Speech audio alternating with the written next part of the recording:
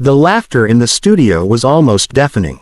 The late-night host leaned over his desk, clutching his sides, while Alexandria Ocasio-Cortez sat poised, her confidence radiating through the cameras. "Stephen Miller," she repeated with a smirk. "He's like if a Halloween clown and a used car salesman had a kid who stopped growing at 4'10". The audience howled. Even the host covered his mouth, pretending to suppress a laugh. The joke landed perfectly, too perfectly. Within minutes of airing, the clip hit every social platform imaginable. Memes popped up. Parody accounts were created. The phrase, 4'10" clown, trended across X, TikTok, and YouTube. Backstage, producers were ecstatic. "You just broke the internet again," one whispered as AOC scrolled through her mentions, smiling at the chaos she'd unleashed. For her, it was another night of sharp political theater, a bit of humor at a rival's expense. But outside that bubble, the tone wasn't landing the same way. Some found it hilarious, others saw it as cruel. Hundreds of miles away, in his Senate office in D.C., JD Vance watched the same clip play out on his phone. The screen flickered as he replayed it, eyes narrowing each time. "This isn't politics anymore," he said finally, placing the phone down. "It's mockery. Just a game to them." His aide hesitated. "Sir, it's going viral. You might want to stay out of it." Vance shook his head. "No, someone has to call it out." He opened X and typed, "Leadership isn't about who can insult better. It's about who can lead better. Our country deserves more than circus acts in Congress." The post went live. Within 10 minutes, it had tens of thousands of likes.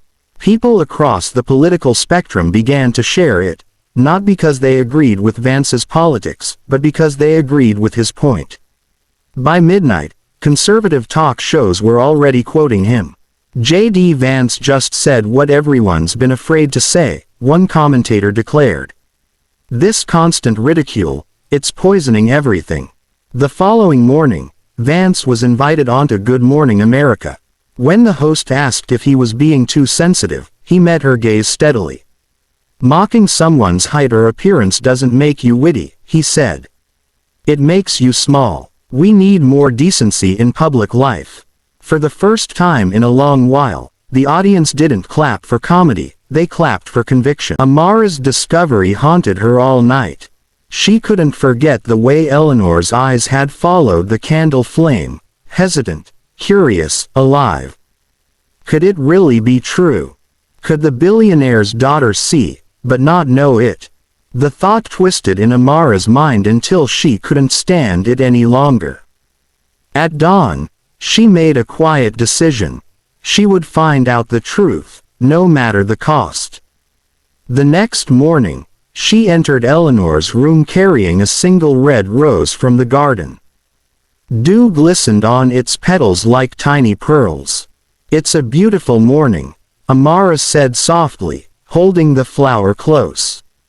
"I brought you something special." Eleanor smiled, her delicate fingers brushing the petals. "It smells sweet." "What color is it?" "Red," Amara whispered, her heart racing. "The color of love and life." She watched closely, moving the rose slowly from side to side. Eleanor's eyes, wide, bright, and trembling, followed it with unconscious precision. Amara's breath hitched. "Eleanor," she said, her voice breaking, "you're looking right at it." Eleanor froze. "What do you mean? You can see, can't you? You've been able to all along." The color drained from Eleanor's face. "No, that's impossible," Father said. But before she could finish, the heavy door creaked open. Richard Sterling stood there, pale as ash, eyes filled with fury and fear. "Amara," he said, voice cold as steel, "leave us." Amara stepped back but didn't move. "She deserves to know the truth," she said boldly. Richard's mask of power cracked.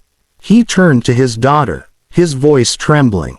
"Eleanor, when you were 5, You saw something no child should ever see. Your mother's death wasn't an accident. You saw it happen. You screamed for hours. Then, you stopped seeing altogether. The doctors said your mind shut your vision down, to protect you. Eleanor's lips parted in horror. You let me believe I was blind. I did it to spare you, Richard whispered. You were breaking, and I couldn't lose you too.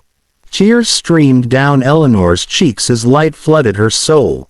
Father, I can see you. Richard's eyes glistened. Then maybe, it's time you start living again. Amara smiled through her tears as sunlight burst through the window. Eleanor blinked against the brightness, seeing the world, and her freedom, for the very first time. Outside the courthouse, chaos erupted. Journalists swarmed like bees, microphones thrust forward, shouting Alina's name. Miss Cruz, how does it feel to be free? Did you know Ethan Hale would defend you? Are you planning to sue the Hales? But Elena couldn't speak. Her throat was dry, her heart still racing from the courtroom battle. For months, she had lived in fear, hated by the public, branded a thief, and unable to find work. Now, the truth had finally come out, but freedom still felt heavy. She wasn't sure how to live without the weight of accusation pressing down on her. Ethan placed a hand gently on her shoulder, shielding her from the flashing lights. Come with me, he said quietly. There's somewhere we can talk. He guided her toward a waiting car, ignoring the chaos behind them. As the door shut, the noise faded. For the first time in months, silence surrounded her. Elena turned to him, still shaken. Why did you do it, Ethan? You risked everything. Your father's reputation, your family's name. Ethan's eyes softened. Because you didn't deserve what they did to you. You were there for me when no one else was. I remember how you helped me study when I failed my first semester, how you made sure my mother's meals were ready when she was too sick to move. You were the only one who cared without expecting anything back. Alina's lips trembled. And your mother, she hated me for that. Ethan sighed. She was afraid, not of you, but of losing control. My parents' marriage had been falling apart for years. The bracelet was just an excuse. The car stopped outside a small cafe near the city park. They sat down at a quiet corner table, the smell of coffee filling the air. For the first time in years, Elena smiled faintly. I don't know what I'll do now. I have no home, no job, no reputation left. Ethan looked at her with quiet determination. Then start again. My family owes you more than money. I'll help you rebuild. You deserve peace, Elena. She shook her head. You've done enough. But Ethan leaned forward, his tone gentle yet firm. No, the truth set you free, but now, it's time to give you back the life they stole. Outside, the sun broke through the clouds, just as the first chapter of Alina's new life began.